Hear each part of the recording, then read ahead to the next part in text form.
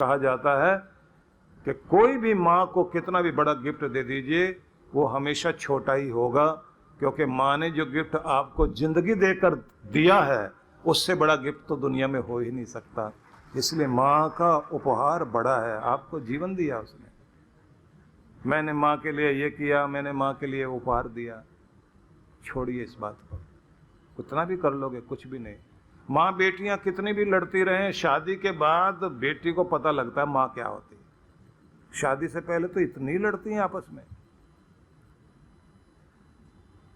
माँ कुछ कहे बेटी सुनती नहीं, और शादी हो जाए तब माँ बेटी का इतना ज्यादा प्यार, तब उसको समझ में आता है मेरी माँ क्या है। और शादी के बाद तो हाल ये होता है कि जब राखी बांधने के लिए बहन आती है ना, उस समय वो दृश्य देखने लायक होते हैं। अब मैं इसलिए भी कहना चाहता हूं, हमारे यहाँ एक शब्द चलता मायका। मायका इसलिए कहलाता है, जब तक माँ बैठी है तब तक मायका है। माँ गई, हम मायका मायका नहीं, अब तो भाई की जगह है। और बेटी जब तक मायका है, माँ बैठी है, तो उस घर में जाएगी तो अधिकार के साथ जाएगी।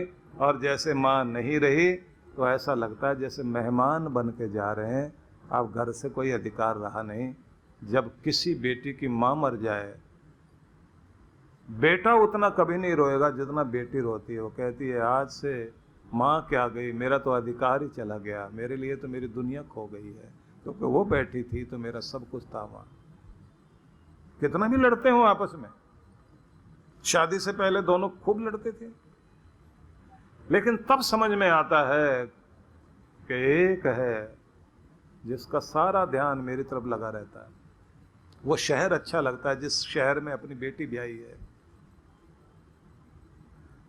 सब अखबार पढ़ रहे हो और मां को भी अखबार दिया जाए तो पन्ना खोलेगी उस शहर का जिस शहर में उसकी बेटी ब्याही है। वहां का समाचार जानना चाहती है कि अगर वो मेरा शहर ठीक है, मेरी बेटी वाला शहर, तो इसका मतलब है मेरी बेटी भी ठीक ठाक है।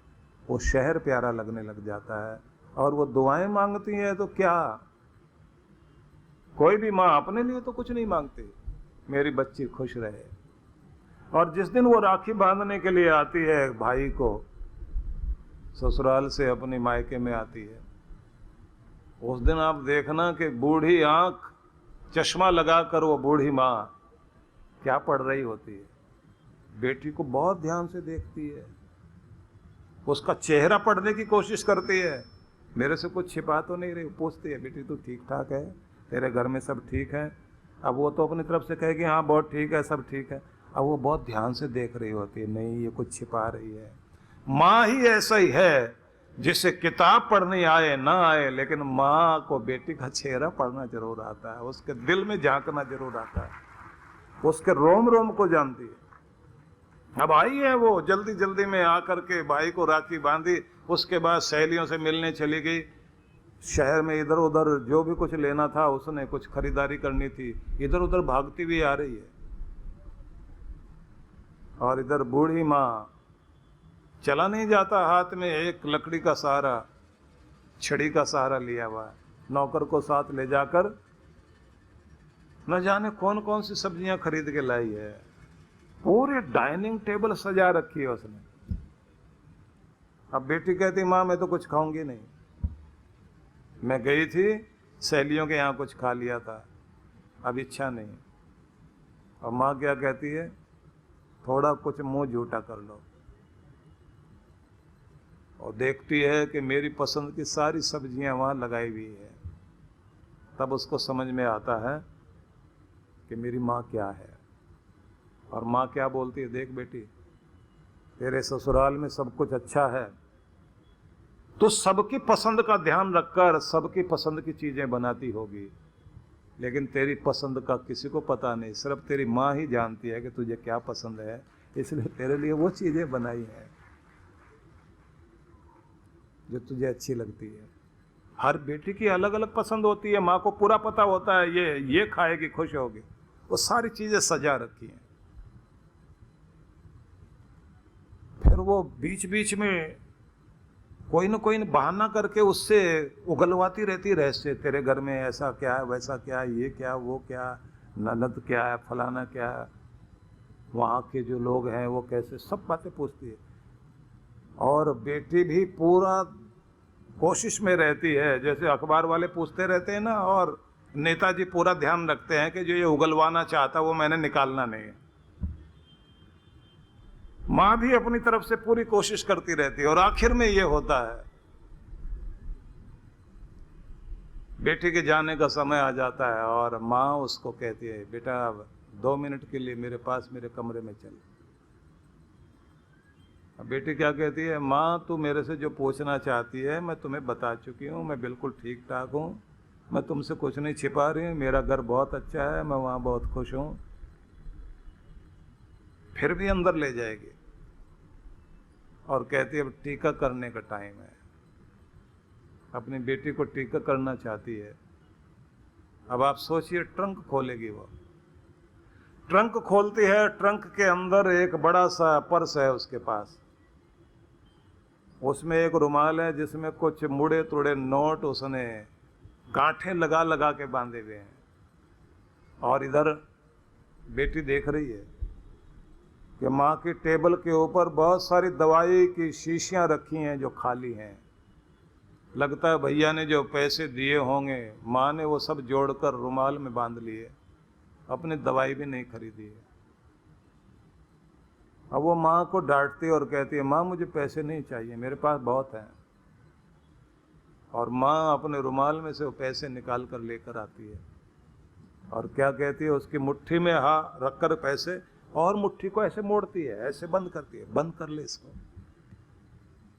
नहीं माँ मुझे पैसे नहीं चाहिए। माँ कहती है, बेटा ये पैसे नहीं है, ये इस माँ की और इस घर की दुआएं हैं, क्योंकि बेटी को कभी खाली हाथ नहीं भेजा जाता। अब आप सोचिए, उन थोड़े से पैसों को लेकर भी उसको ये लगता है कि जैसे मेरी माँ ने मेरे लिए एक अक्षय खजाना दिया है जो मेरे घर में बरकत डालेगा। और जब वो वहां से जाकर कार में बैठ रही होती है, पीछे मुड़ के देखती है, बूढ़ी माँ अपने दोनों हाथ ऐसे करके उसे आशीर्वाद जब दे रही होती है, उस समय उसे लगता है कि मेरी माँ देवी का रूप धारण करके आज कितनी बड़ी हो गई, वरदान दे रहे मुझे, फले फूले, खुश रहे, आबाद रहे, तेरी तरक्की रहे, तेरा घर खुशहाल रहे, आशीर्वाद दे के भेज रही है। तब उसको समझ में आता है कि मेरी माँ बहुत ज़्यादा पढ़ी लिखी नहीं है, लेकिन उसके पास जो विद्या है वो दुनिया की किसी किताब में विद्या नहीं है। जो बात मेरी माँ के पास है वो किसी के पास नहीं। माँ माँ है। और बेटी का भी अद्भुत रूप होता है कि जब वो गई अपने ससुराल में, वहाँ जाते ही सबको बताना शुरू कर दिया उसने, मैं गई थी, 11,000 रुपये मेरे भाई ने राखी बंधाई के दिए, और पति सोचता है मैं इसको लाख रुपए महीना पकड़ाता हूँ हाथ में, मेरा नाम बोलती नहीं है, और वहाँ 11,000 मिले, उसका नाम बोल रही है। लेकिन जानते हैं उसके पीछे क्या रहस्य होता है? वो ये बताना चाहती है ये 11,000 रुपये नहीं है, इसका मतलब होता है कि मेरा रिश्ता आज भी जिंदा है और मेरे पीछे मेरा भाई खड़ा हुआ है, मेरा रक्षा करने वाला मेरा भाई पीछे है, मेरा वो घर मेरे साथ है, ये बताना चाहती है। अब बहुत सारी बातें हैं माता पिता के बारे में, जितनी भी बातें कही जाएं, हमारे पास इतना वक्त नहीं है चर्चा करने के लिए। लेकिन एक बात समझ में आती, बहुत सारे लोग ये कहा करते हैं कि माँ की तो महिमा बहुत है, कितना भी कह लिया जाए, अब पिता के बारे में तो कोई कुछ नहीं बोलता, क्योंकि पिता का प्यार दिखाई भी नहीं देता, क्योंकि जब भी वो घर में घुसता डांटता डपटता हुआ घुसता है, ऐसा लगता है कि पुलिस वाला अधिकारी घर में आ गया। उस बेचारे को तो उसके जाने के बाद जब वो दुनिया से चला जाता तभी याद आता है कि मेरा पिता भी कुछ था, उसने मेरे लिए भी कुछ किया है। जीते जी उस बेचारे को लोग नहीं जान पाते। लेकिन जरा सोच के देखिए, पूरा घर जिस खंबे पर खड़ा है और छत जिस पर टिकी हुई है वो कौन है? वो पिता ही तो है जिस पर सारा घर टिका हुआ है। वो घर का चौकीदार जिसके रहते हुए किसी की हिम्मत नहीं है उस घर की तरफ नजर उठा के देख सके, वो घर का रक्षक अगर कोई है तो वो पिता ही है। और अगर हम कहें, अगर मां के माथे पर बिंदी है सुहाग की और बच्चों की कॉपी किताब से लेकर सुख साधन और फैशन के कपड़े आ रहे हैं, जिसके कारण आते हैं वो पिता है। जो अपना फैशन करना भूल गया और अपने बच्चों को सजाकर खुश होता है वो पिता ही तो है। जिसे अपने खाने पहनने का शौक नहीं रहा, दौड़ता रहता है सारा दिन, घर गृहस्थी के तांगे को खींचने के लिए घोड़ा बनकर जो सड़क पर दौड़ रहा है, धूप हो बरसात हो सर्दी हो, थकता नहीं कभी। किसी ने पंक्तियां कही थी जिसका भाव ये है कि अपने बच्चों का बोझ उठाने के लिए कभी थकते नहीं ये कंधे, बड़े मजबूत बनाए हैं मेरे माँ बाप के कंधे, मेरे पिता के कंधे। मेरे भगवान ने सब चीजों में मेरे पिता के कंधों को कितना मजबूत बनाया है कि जो सारी पीड़ाओं को मेरी संभालता है और उफ तक नहीं करता। एक युवक का सम्मान किया जा रहा था, उसने बहुत थोड़े समय में तरक्की की, बिजनेस बहुत आगे चला गया। लोगों ने तारीफ करते हुए कहा 4 साल में इस आदमी ने इतनी तरक्की की है। युवक ने खड़े होकर माइक पर कहा कि आप लोग गलत बोलते हैं, मैं 44 साल मेहनत की है, 44 साल का एक्सपीरियंस है। सबने कहा तुम्हारी उम्र ही नहीं है इतनी। बोले देखिए मैं तो बिजनेस करते हुए 4 साल हुए हैं और 40 साल मेरे पिता ने बिजनेस किया। वो 40 साल का अनुभव मेरे साथ है, तो उसको जोड़कर जब मैं देखता हूं तब दिखाई देता है कि 44 साल की मेहनत है ये, जिसके कारण अगर आज मैं कुछ बना हूं। तो आप समझ लीजिए जो भी कुछ आप मेहनत करते हैं या कुछ बनते हैं, आपके पीछे आपके पिता की मेहनत और उसके संस्कार, उसके अनुभव भी काम करते हैं। जैन समुदाय में आचार्य महाप्राज्ञ बहुत अच्छे विद्वान रहे, जिनको कुछ समय पहले ही वो ब्रह्मलीन हुए। उनको जब बहुत प्रशंसा मिली और कहा आपने तो अपने गुरु से भी आगे मान प्राप्त कर लिया, आपका कद तो आज बहुत ऊंचा हो गया। तो उन्होंने कहा कि मैं तो ऐसा समझता हूं कि जैसे कोई छोटा बच्चा 3-4 फुट का हो और वो पिता के कंधे पर बैठा हो और वो कह रहा हो कि पिताजी आप तो 6 फुट के हैं, आज मैं 10 फुट का हो गया हूं, तो समझ में आता अगर वो 10 फुट का दिखाई दे रहा है तो अपने कारण नहीं, उसको उसके पिता ने कंधे पर उठा रखा है, इसलिए ऊंचा दिखाई दे रहा है।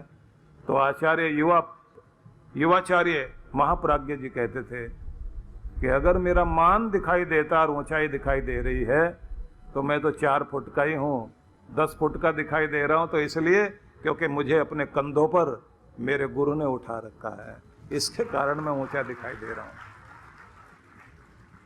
इसलिए मेरा ये निवेदन है आप सभी से, जब आप अपने बड़ों का सम्मान करते हैं, उनका अनुभव साथ में जोड़ते हैं, तो वो अनुभव आपको आशीर्वाद दिलाता और आपके जीवन में उन्नति और प्रगति होती है। हाँ, इतनी बात जरूर कर लेना कि पिता जो डांटता है वो ध्यान में आता है बार बार। बहुत बार लोग सोचते हैं क्यों डांटता है वो। जब वो घर में घुसता है ना और बच्चे को देखता, टीवी देख रहा है बैठा हुआ, कॉपी किताब बराबर में रखी हुई है, गुस्से में आ जाएगा, डांटना शुरू कर देता है। क्यों? उसे दिखाई देता है कि रोजी रोटी कमाने के लिए मैं जो दुनिया की ठोकरें खा रहा हूँ, मेरी ज़िंदगी में जो कमी रह गई है, मेरे बच्चे की ज़िंदगी में कमी ना रह जाए, इसलिए उसको गुस्सा आता है। उसका प्यार गुस्से में प्रकट होता है। लोग सोचते हैं पता नहीं ये क्यों डांटता है। और जिस दिन उसका बच्चा कुछ बड़ा करके आता है, उस दिन उसको लगता है कि आज मैं बहुत खुश हूँ। और जब अपने बच्चे को जवान होता हुआ देखता है तो उसे लगता है कि आज मैं ही जवान हो रहा हूँ, क्योंकि मैं एक नया रूप लेकर खड़ा हो गया। मेरा एक प्रतिरूप मेरा बच्चा है। तो ये माँ बाप दोनों के प्यार साधारण नहीं है। ये आपका दायां हाथ ये पिता है, और ये जो बायां हाथ है ये माँ है। इन दोनों हाथों के बीच में जो दिया, मतलब हम लोग सुरक्षित हैं, इन दोनों हाथों में सुरक्षित हैं। इसलिए आप जब भी अपने दाएं हाथ को महसूस करते हो, अपने पिता को याद करना, और जब बाएं हाथ को याद करते हो या देखते हो तो माँ याद आती है। इन दोनों रूपों में ही आपका जीवन है। इसलिए अपने बड़ों को सम्मान जरूर देना, और कोशिश कीजिए अपनी संस्कृति, अपनी सभ्यता, अपनी परंपराओं को हम जिंदा रख सकें। मैं आप सबके लिए बहुत बहुत शुभकामनाएं अर्पित करता हूँ। गुरु बिन ज्ञान न होत है, गुरु बिन दिशा अजान, गुरु बिन इंद्रिय ना सधे, गुरु बिन बढ़े न शान। जीवन का पथ जहां से शुरू होता है, वो राह दिखाने वाला ही गुरु होता है। गुरु ही वो शख्स हैं जो आपके और परमात्मा के बीच बांध का काम करते हैं और आपको उनसे साक्षात्कार करवाते हैं। हम ऐसे प्यारे गुरुवर को शत शत नमन करते हैं। परम पूज्य सद्गुरुदेव श्री सुधांशु जी महाराज एवं डॉक्टर अर्चिका दीदी जी के पावन सानिध्य में 18 से 21 जुलाई 2024 गुरु पूर्णिमा महोत्सव। मान्यता है कि इस दिन गुरु के दर्शन मात्र से ही आपका भाग्य बदल जाता है, और यदि गुरु की मेहर भरी नजर आप पर पड़ गई तो आपका कल्याण निश्चित है। आइए इस दिन गुरु की विशेष कृपा पाने के लिए जुड़े हमारे साथ। कार्यक्रम की रूपरेखा। शुभारंभ 18 जुलाई साय 5 बजे से सत्संग। 19 जुलाई प्रातः 8 से 10 बजे गुरु मंत्र सिद्धि साधना। साय 5 बजे से सत्संग। 20 जुलाई प्रातः 8 से 10 बजे गुरु मंत्र सिद्धि साधना। 10 से 11 बजे तक गुरु मंत्र दीक्षा। 11 बजे से दिव्य शक्तिपात क्रिया। साय 5 बजे से सत्संग। 21 जुलाई प्रातः 8 बजे से गुरु दर्शन एवं गुरु पूर्णिमा सत्संग। स्थान शक्ति टेंट द गोल्डन डेकोर, नजदीक जापानी पार्क, सेक्टर 12, रोहिणी, दिल्ली 110085। आयोजक विश्व जागृति मिशन। ऑनलाइन ऑफलाइन गुरु मंत्र सिद्धि साधना के लिए संपर्क करें। आप सभी इस कार्यक्रम में सपरिवार सादर आमंत्रित हैं। परम पूज्य सद्गुरुदेव श्री सुधांशु जी महाराज के पावन सानिध्य में गुरु पूर्णिमा महोत्सव 15 एवं 16 जून 2024 पंचकुला हरियाणा। कार्यक्रम की रूपरेखा। सत्संग 15 जून, समय सायं 5 से 7 बजे। चरण पादुका पूजन, गुरु दर्शन एवं आशीर्वचन। 16 जून, समय प्रातः 9 से 12 बजे। स्थान शिवधाम आश्रम पंचकुला। आयोजक विश्व जागृति मिशन पंचकुला, चंडीगढ़ मोहाली मंडल। संपर्क सूत्र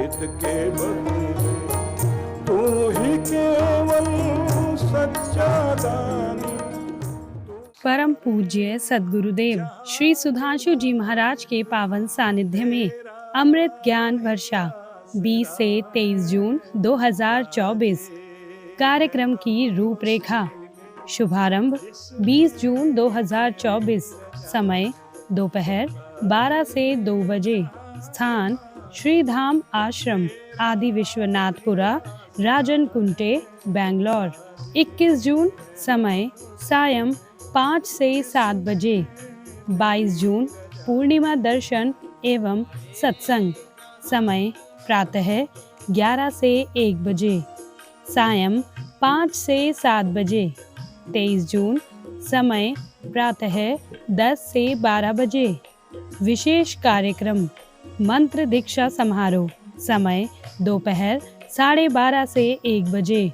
स्थान Purnima convention centre, 31st cross, 4th block, Jayanagar, Bangalore. आयोजक विश्व जागृति मिशन, बैंगलोर। संपर्क सूत्र परम पूज्य सद्गुरुदेव श्री सुधांशु जी महाराज के पावन सानिध्य में गुरु पूर्णिमा महोत्सव 29 और 30 जून। कार्यक्रम की रूपरेखा 29 जून आशीर्वचन सायं 5 से 7 बजे। स्थान Pandit Deendayal Upadhyay auditorium, science college, GE road, Raipur, Chhattisgarh. 30 June गुरु दर्शन, गुरु पादुका पूजन एवं आशीर्वचन प्रातः 8:30 से 11 बजे। विशेष कार्यक्रम गुरु दीक्षा प्रातः 11 बजे। स्थान ब्रह्मलोक आश्रम, ग्राम परसदा, कुम्हारी, दुर्ग। आयोजक छत्तीसगढ़। संपर्क सूत्र